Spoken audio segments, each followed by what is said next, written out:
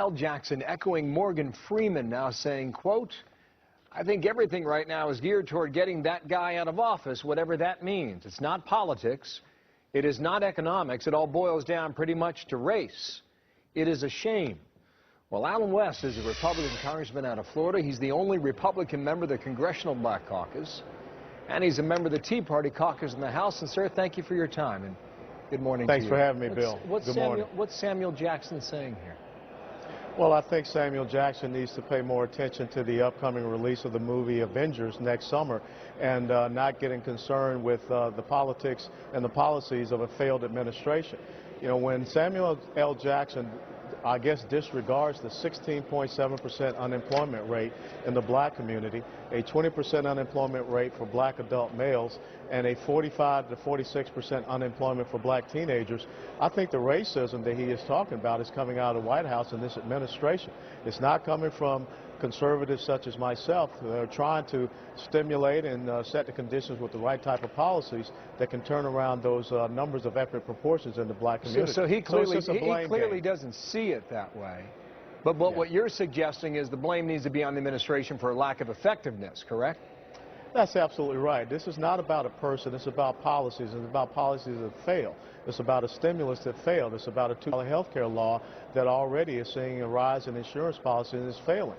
So I think that that's where Samuel L. Jackson needs to place his emphasis and his focus, instead of trying to look at the Tea Party as a scapegoat, because the Tea Party is standing on fiscal responsibility, limited government that's constitutionally aligned, and also our free market for enterprise systems, as well as our national security. You know, we're watching some video here that was taken at some Tea Party events some time ago. What has been your experience at these events? My experience at those events is that people are looking for individuals, and it's not about color. It is all about your character. It is all about the principles of governance that you promote that will turn around this economic ship of state in the United States of America. Race is becoming an issue in this campaign already, apparently. And, you know, Herman Cain's bubbling up for whatever reason, you know, a straw poll in Florida where he finished in a commanding first place. All accounts say it had a fairly good debate down there in Florida as well about a week and a half ago. He was asked about race and politics as a Republican just yesterday on Fox. I want you to listen to this. I believe that as the Republican nominee that I will get a minimum of a third of the black vote, not because I'm black, but because of the solutions I'm putting on the table and the people who are thinking for themselves and considering these solutions. It transcends whatever ethnic group that you might be a part of. You know, I was curious to know what you think about what he's been saying recently about African Americans. And also, as you comment on that, CBS is out with a poll that shows Herman Cain tied with Mitt Romney at 17% to 17%. You know, what do you make of that and the rise of Herman Cain and how he suggested that, you know, African Americans have gone Democratic for the wrong reasons?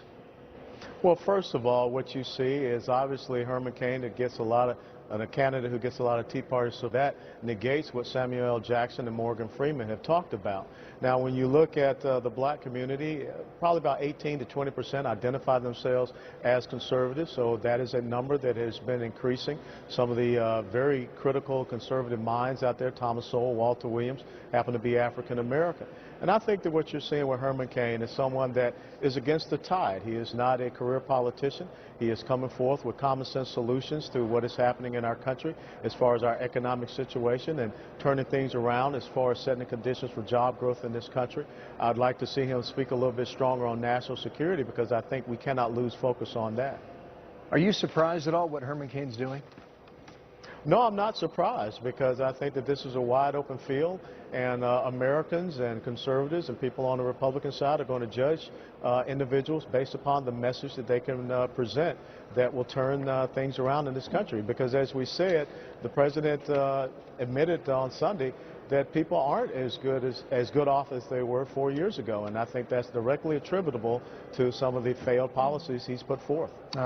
Sir, thank you for your time, and I look forward to talking to you again about not just this, but also what's happening in our country and what you're doing out there. Right. Okay, Alan West, thank you for your time.